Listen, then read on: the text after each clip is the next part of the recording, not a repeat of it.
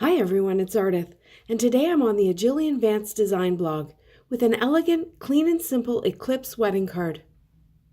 I always think that white and silver is a classic color combination for wedding cards, so I started by prepping a 5x5 panel of white cardstock with an anti-static pouch, and then I used my MISTI to stamp the new bold butterfly stamp with embossing ink. The finished card will be 6x6, so this butterfly will have plenty of clear space around it. I stamped it twice just to be sure that I got good ink coverage. To get my silver sparkle, I used Wow Cloud 9 embossing glitter. This is an opaque embossing powder that has a beautiful, slightly pinkish sparkle to it, perfect for a wedding. I sprinkled it over the butterfly, and then I put it into my foil-lined shoebox lid to heat it up with my heat gun.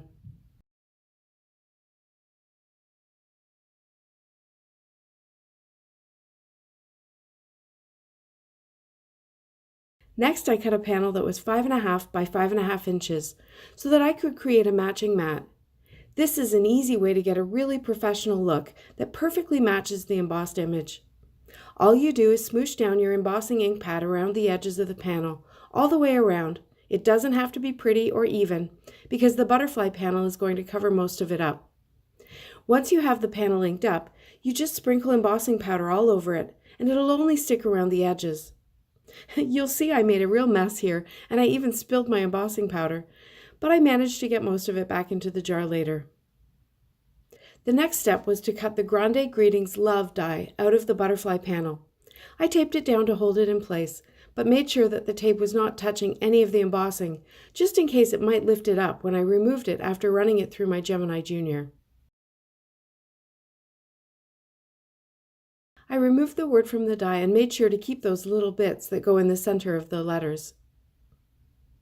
I had 4 other Love die cuts, and I used tiny dots of liquid glue to stack them up. Liquid glue gives you a bit of time to get the die cuts lined up perfectly, and you can easily remove any bits of extra glue that squeeze out with your fingers or a craft pick. This die is a nice size and quite easy to work with. I put an acrylic block on the stacked die cuts as I put glue on the next one, and I kept going until they were all done. I glued the butterfly panel to the mat using lots of adhesive so that the holes under the word would be sticky. I find this method easier than adding more liquid glue to the back of the stacked die cut, but you could also do it that way.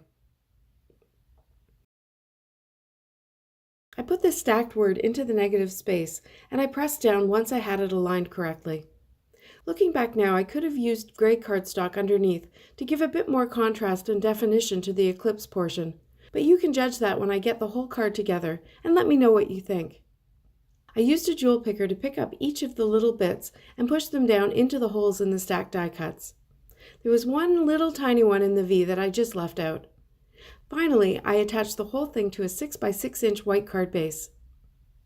And now we're at the end, and you can see that from a certain angle, the Eclipse Love is quite visible and legible, but from the top, it's quite subtle.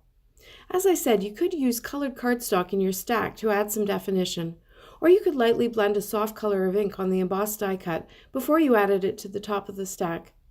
I think I like it the way it is. When you have it in your hands, it's easy to see the love, and the dimension actually makes you want to touch it.